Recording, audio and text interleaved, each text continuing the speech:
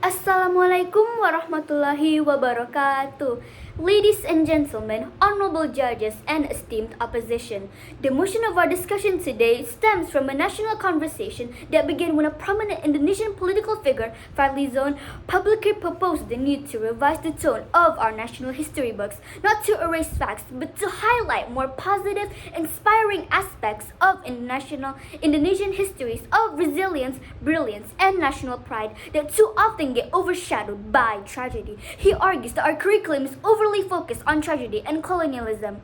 My name is Zheyvanka Rudika Athaya from Senior High School 5 Parepare, and we, standing firmly in the proposition team, strongly agree with the motion discussed today, which is this House supports changing history books to a more positive tone. Indonesia has a long, rich history that extends far beyond its darkest hours, but the dominant narrative in schools, textbooks, and media has been of bloodshed and betrayal, colonization by the Dutch, mass killings in 1965, and authority repression during the New Orde, and constant political upheaval. Meanwhile, other histories, the ones that reflect Indonesians' creativity, resistance, and cultural brilliance, have been sidelined. Some believe these narratives unfairly define the nation in the global imagination. Why is change necessary, you may ask? Your Honor, the way we tell, the way we emphasize, the heroes we elevate, and the pain we highlight, these are all reflections of political will and social values. And for decades, the tone of Indonesian history has been heavily focused on trauma, suffering, and victimhood. Students from elementary to high school were repeatedly exposed to the narrative of colonization, massacres, dictatorship, riots, and instability. While these events are indeed historical truths, the way that are presented creates a deep psychological effect.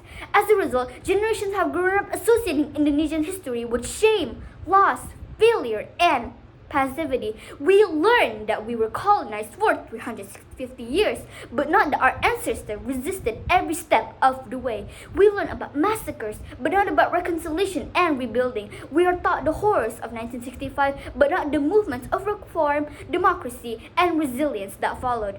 According to Compass.com, in August 17, 2023, Fadlizon voiced concern that Indonesia distorts the image of young people hold about their own country. Instead of creating confident, empowered citizens, it creates a generation that sees its past as a shameful, hopeless, or even irrelevant. Thus, it is about shifting the narrative to include the strength, wisdom, and greatness that already exist in our history, but have long been ignored.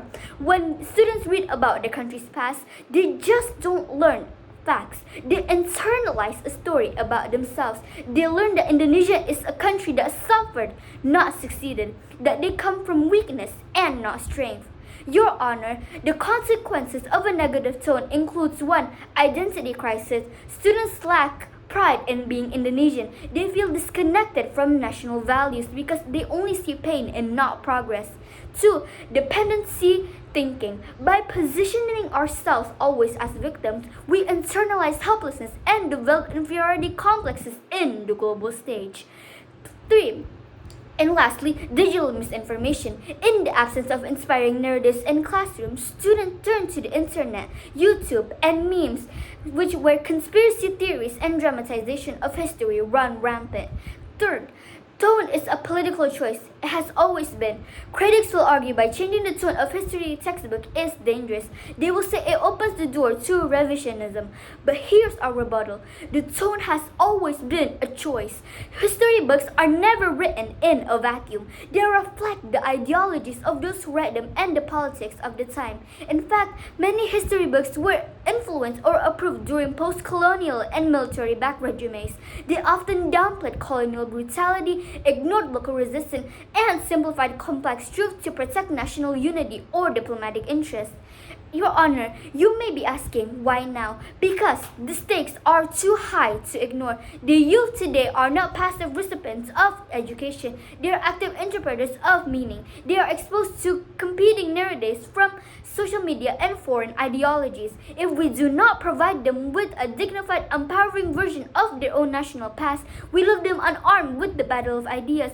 Moreover, public skepticism towards this policy is the strongest evidence that such reform is necessary. history, many fear that a positive tone equals historical erasure. That fear is rooted in a fragile historical consciousness, one that relies on trauma, is a basis of unity, and with that we must evolve.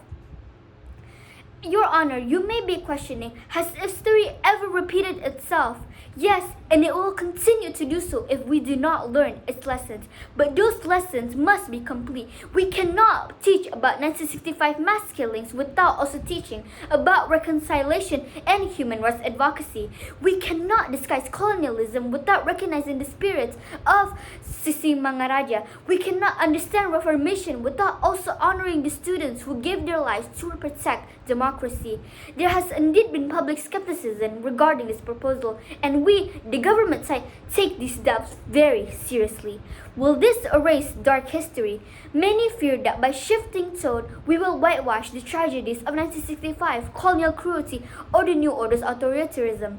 We are not erasing, we are simply and merely balancing. For example, in the PKI mass killings in 1965 should be taught alongside the Reformation movement in 1998, which demonstrates the Indonesians' resilience, but also teach about post-war countries like Germany. The Holocaust is not erased, but schools also teach about post-war rebuilding, cultural revival, and youth-resistant movements, creating a complete historical arc. For example, in the deep forest of Sulawesi lives a living being called the Tarsius, a tiny primate with eyes bigger than its brain. It's even one of the oldest living primates in the world, and its existence is solely in Indonesian Sulawesi. This is the kind of history that the government wants to flesh out more. But our students don't learn about the Tarsius, they learn about being oppressed, about being victims, and about being colonized. If we want a generation that is optimistic, innovative, and proud, then the government decided that the way to do that is the way that we change our history. Now, the opposition will argue that this opens the door to revisionism. They will say it's a slippery slope, that if we change the tone, the truth will follow. But we reject the idea completely. We're not suggesting to delete, deny, or distort. We are suggesting to balance, because overemphasizing only the negative is also a distortion on its own.